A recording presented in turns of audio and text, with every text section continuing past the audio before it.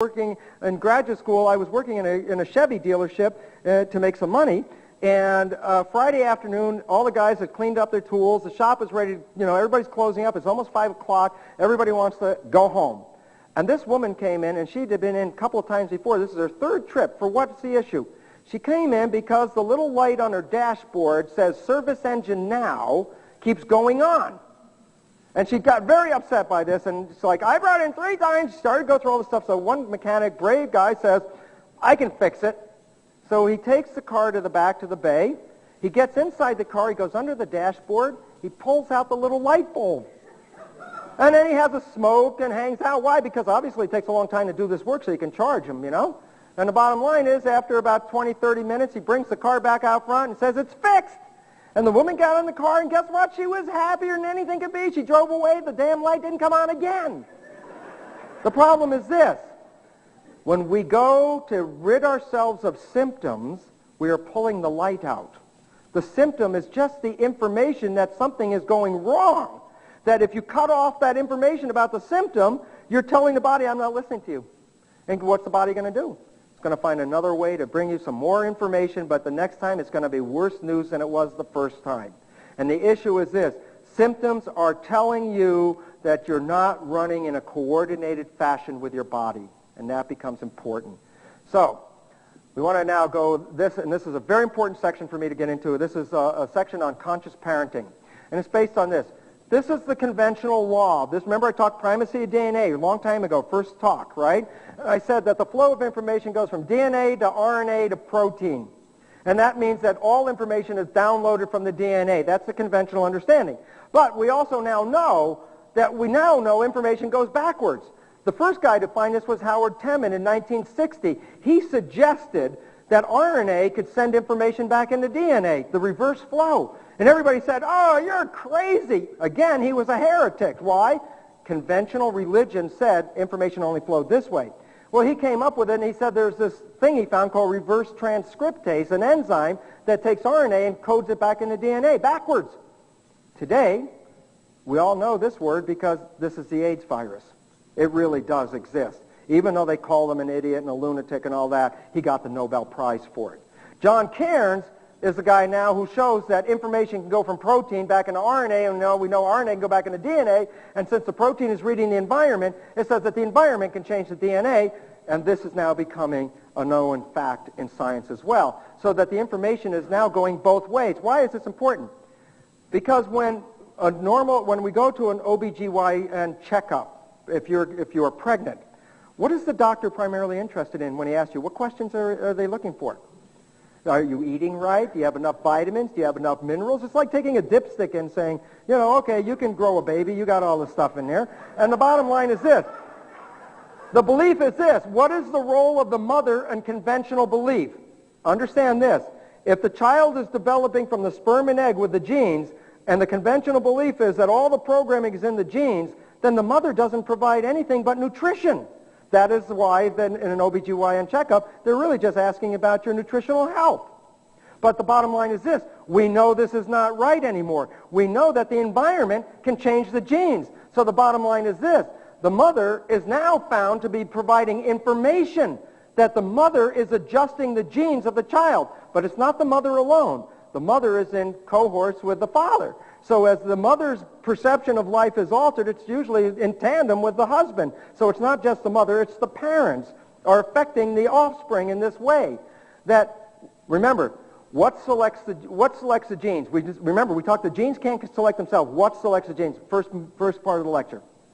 Perception. The embryo is growing in uterus. What is it perceiving? What environment does the embryo perceive? The mother. Because it feeds off of the mother's blood. Cool. What does the mother's blood have in it? Of course it has nutrients in it. That's what provides the nutrition. What else does the mother's blood have in it? All the hormones and the molecules that organize her body to respond to the environment that she perceives. So guess what? The fetus is reading that. So the fetus is adjusting to the environment that the mother perceives. Why is that? Because nature is so intelligent. It said, sperm and egg are generic. When they come together, when was it and where was it? It makes a difference if the sperm and egg come together in the middle of Africa or the middle of Chicago. They're two different environments. The two kids are not going to adjust the same in each environment, but the kid has to adjust before it's born. So it turns out that the mother is nature's Head Start program. It helps the child select the genes that will be necessary for that child to survive in the environment, because the child is going to live in the environment that the mother perceives. So nature has taken the ability of the mother to have perception, cross that over the placenta, and the perception of the mother now becomes the perception of the child. And as this article in Newsweek last year came out and said, where health begins, obesity, cancer, and heart attacks, how your odds are set in the womb. This new understanding comes out and says exactly what I'm trying to tell you, that the genes of the child are dynamically selected in response to the perception of the mother. And why that's important, as I said, is it allows the child to immediately be adapted to that environment that the mother lives in. However, since perceptions are beliefs, and since beliefs are not necessarily accurate, then a mother's perceptions, mother and father, remember they're in tandem, the parent's perceptions are genetically selecting, or genetic selection mechanisms for the child. Parents are genetic engineers. They're selecting genes. How is this child going to respond? Well, listen, think about it before I even show the slides. In a protection system, well, I already screwed that question up. I was going to say, which system would you activate? The protection system. And the answer is specifically this. In an environment that's threatening, perception system is activated, or protection is activated. In a supportive environment, growth is activated. Here's the truth before I show the slides, because it's going to be really great. In an embryo, the organs and tissues that develop in relationship to the amount of blood they receive. The more blood they receive, the more better their development. Simple, obvious nourishment growth process. Well, look at this slide. In mice, mom's genes favor brains over brawn. I'm going to illustrate these two genetically identical mice in the next slide. But the relevance about it is this. As I said, these are genetically identical, but they're grown under two different environments. And the significance is this. They don't look the same anymore. They're not like clones of each other. What's different? Well, can you guess which one is the protection one and which is the growth, which was grown in a protection environment, which is grown in growth environment? Can you guess? The one on the right is grown in a protection environment. Okay? Why? Think about this. Let's go back. Remember HPA axis? When a stress response happens, where does the blood preferentially go?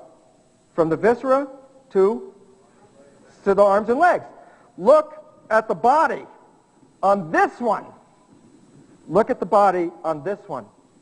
So the point was, in a stressful environment, more blood went to the muscles of this individual. Why? Because this baby's getting ready to come out, fight or flight, man. It's getting ready to go. Okay, now the other thing is this. You can't see anything about the immune system, but remember I talked about the brain? I said, what happens under stress in the brain? And the answer? The hindbrain gets more flow of blood and the forebrain gets squeezed. Look at the difference. You can see the forebrain as this dark structure above my hand right here. The forebrain in this one starts on the right and goes all the way back to the left. The difference in the brain, 50% of the brain is gone in mass. Why? Because the hindbrain is developed. Look at the big bulge sticking above my hand. That's the hindbrain. What's the function of this? This is an athlete. What is this? This mouse is a mouth athlete. Why? It's got great muscles. It's got great reflexes, but it's a little short on the intelligence. And it turns out, a fact, 40 to 50% of a child's IQ potential is determined by the prenatal environment. This paper is illustrating that. It says in the subtitle, the genetic heritability of IQ remains highly contentious. A new analysis shows that genetic influences may be weaker and prenatal environmental influence is greater than previously appreciated. It's based on a paper that reveals 40 to 50% of the potential IQ of a child is a variable based on the perception of the mother during pregnancy. And that says, look at the way we raise kids today. Look at parents in inner city situations. Look at parents that are single parents that don't know whether they'll be able to provide for their child and for themselves. These parents live under high stress. When they live under high stress, the stress hormones cross the placenta and impact the child, selecting genes which alter the development and evolution of that child, as you saw in the Newsweek article, that it can select genes that lead to cancer, cardiovascular disease, obesity, are all been linked now to prenatal environmental influences. The role of the parent is highly important in the evolution of humans on this planet. It's called conscious parenting, because when we're unconscious, we create athletes or street fighters. Street fighters is what ultimately they become. They live not off of brains, they live off of brawn. And we live in a world that we are experiencing lesser intelligence in the population year after year after year, the down-dumbing of America. One of the main reasons, we haven't given attention to the reality that the child is being programmed genetically in utero in response to the mother's perception of the environment. This one is a very, very interesting and recent article in Science, non-genomic transmission. That means transmission without genes. Non-genomic transmission across generations of maternal behavior and stress responses in the rat. And here's what it says. When a mother raises a child, that infant, and from the neonate time, is learning how to raise its own child. That when that child grows up, it will raise the child the way it was raised. So the interesting part is when we raise a child, we're not just raising the next generation, because we're also then influencing the subsequent generation, because our child will raise their child the way we raised them. And the relevance about that, it is not genetic. And the interesting part is, then this means that we've also recognized as well as the mother, let me read the quote right off the bottom here. It says, they have shown that the environment can trigger differences in behavior and in stress-related gene expression that are passed on to the next generation. Meaning, how you live your life today will alter the genetics and behavior of your child tomorrow, because you can pass this on immediately in one generation. And the significance of that is then all of a sudden the power of not recognizing that we've been doing this has to come into our lives so that we can start raising a generation that we can live with rather than a generation that may kill us in the end because of the amount of aggression that we're building in and violence, which is a known part of this process right here, especially related to stress-related genes, because in response to stress, violence is one of the primary ways of responding. So, how does the brain work? That's this Jerry Van Amergen cartoon. So we're going to close out here in a couple of minutes, so hold on, we're just about finished. Let me explain something about the brain. It's a process of connections. Connections of experiences. Experiences come into our perception. Perception is experience. That's what it is. And as we get a perception, we set up our body to respond to that perception. So basically it says this, the brain is a device that converts whatever the experiences are into awareness. So light comes into my eyes, but electromagnetic vibrations go out my nerve. Sound comes into my ear, but electromagnetic vibrations come out my nerve to my brain. Touch is physical pressure, but electromagnetic vibrations come up my arm. The point is, the brain converts all of this environment into electromagnetic vibrations, which become our awareness.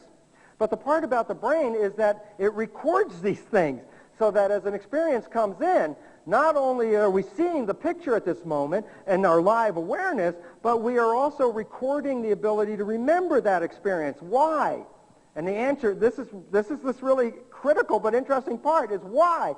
And the answer is this, because if I take my awareness and play it back through my brain, I repeat the experience again. The bottom line is the brain is a recorder. It's like a slide, it's like a camera. It takes a slide. Here's a picture of what I learned, and then awareness is the light bulb that illuminates the slide. So when I take my awareness and play it back through the slide, I recreate the behavior. So as much as people don't want to hear it, and somebody says, well, you're just like your mom, or you're just like your dad, and you go back and go, no, it can't be. And the reality is, yeah, because your behavior is how you learn from them, and your behavior is a playback of your experiences. But then you say, wait, I have free will, I have a mind, I could think of different things. And the answer is this is where the critical part comes out, is this. It's based on this picture I'm going to show you, but it's based on this fact first.